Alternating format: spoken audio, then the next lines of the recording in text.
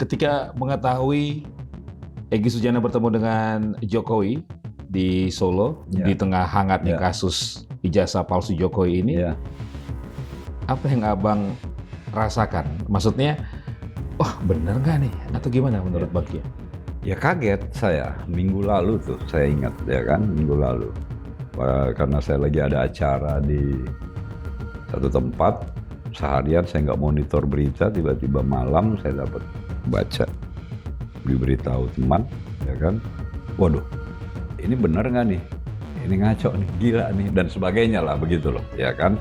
Apalagi isu yang beredarnya itu kan soal damai, artinya ada perdamaian lah ya dengan Jokowi gitu. Nah terus kemudian lagi berkembang soal kebenarannya kan masih diuji ya, walaupun kemudian belakangan ada bantahan. Egy Sujana nyebrang gitu loh, nyebrang menjadi bagian dari tim pembela Jokowi. Wah kalau benar ini terjadi udah susah ngomong kita ya kan, dan tentu secara pribadi sangat-sangat kecewa gitu kan, sama lah yang dirasakan oleh teman-teman aktivis secara umum, bahkan publik secara luas. Saya kira begitu, dan ini harusnya nggak boleh terjadi. Nah akhirnya timbul pertanyaan, seberapa jauh soal konsistensi tadi gitu loh kan dalam perjuangan keadilan kan gitu pertanyaannya. Kok hanya sampai begini aja kok gitu loh, jadi kayak anti klimaks.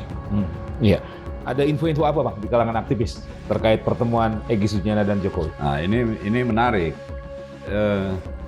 kekecewaan bahkan kemarahan dan sebagainya ya ketika Egy Sujana ketemu Jokowi di Solo, apalagi keluar istilah-istilah katanya beliau menasehati ya kan, bla segala macam. Jadi gini, dalam sebuah pertarungan besar seperti ini, tiba-tiba balik kanan, istilahnya kan balik kanan bahkan berangkulan. Bullshit kalau tidak ada sesuatu. Kan?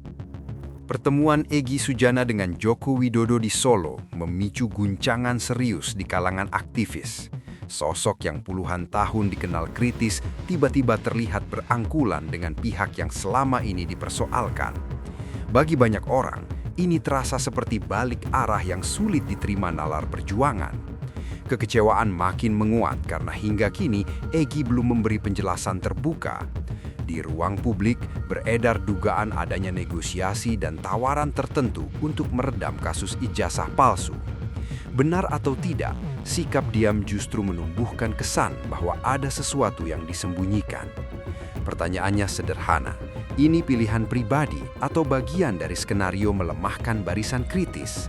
Publik berhak menuntut klarifikasi, sebab yang dipertaruhkan bukan hanya nama Egy, tetapi kepercayaan terhadap gerakan yang selama ini berdiri atas idealisme. Sejarah mencatat banyak aktivis gugur oleh kompromi. Kasus ini menjadi ujian apakah Egy akan kembali pada garis perjuangan atau membiarkan narasi pengkhianatan mengeras tanpa jawaban. Nah inilah yang beredar di banyak teman-teman soal artinya dugaan ada sesuatu kompensasi kan begitu ya kan, apalagi dengan sosok kapasitas seorang Egy Sujana. Beliau kan biar gimana public figure yang konsisten dalam berjuang membela kebenaran, membela keadilan dan sebagainya. Tapi tiba-tiba berangkulan dengan lawan yang jujur aja menjadi common enemy, ya kan? Musuh bersama. Iya, menjadi common enemy publik gitu loh, ya kan? Kerusakan negara ini kan disebabkan oleh itu. Nah tiba-tiba berangkulan bahkan menjustifikasi gitu loh. Wah ini gila ini. Nah, yang beredar tuh isu ya walau alam ya, dugaannya ada dana yang nggak kecil yang menggelontor, bahkan tersebut angka ya dugaannya 150 M gitu. 150. Beredarnya dugaan tawaran dana ratusan miliar rupiah membuat pertemuan Egy Sujana dengan Jokowi dibaca bukan sekadar dialog, melainkan kemungkinan kompromi politik. Benar atau tidak, simbol pelukan itu telanjur melukai rasa keadilan publik yang selama ini melihat Egy sebagai ikon perlawanan. Tanpa penjelasan terbuka, ruang tafsir dipenuhi kecurigaan transaksi dan upaya meredam kasus ijazah palsu. Dari sinilah label common enemy muncul, bukan karena kebencian, tetapi karena rasa dikhianati oleh figur yang dulu dipercaya menjaga garis perjuangan. Kuncinya sederhana, klarifikasi jujur. Jika Egy memilih diam, cap pengkhianat akan makin mengeras. Bila ia membuka fakta, kepercayaan mungkin masih bisa diselamatkan. Damai bukan semata-mata damai gitu loh, ya kan? Orang pernah luka bisa sembuh, tapi ada bekasnya, kan begitu. Nah ini yang dirasakan masyarakat secara luas, apalagi di lingkungan teman-teman aktivis, dilukai gitu loh, dilukai. Saya sebagai sahabat, sebagai teman, sebagai juniornya yang sekian lama punya hubungan baik sama beliau gitu, bahkan saya respect, saya hormat gitu kan. Tapi kalau faktanya hari ini seperti ini, mau ngomong apa gitu loh ya. Bang Kia mengaku kaget dan kecewa melihat pertemuan Egy dengan Jokowi yang dinilainya seperti balik arah dari garis perjuangan. Bagi banyak aktivis, momen itu terasa sebagai pukulan terhadap semangat kolektif melawan dugaan penyimpangan rezim lama. Tanpa penjelasan terbuka, pertemuan tersebut memicu pertanyaan, dialog atau kompromi?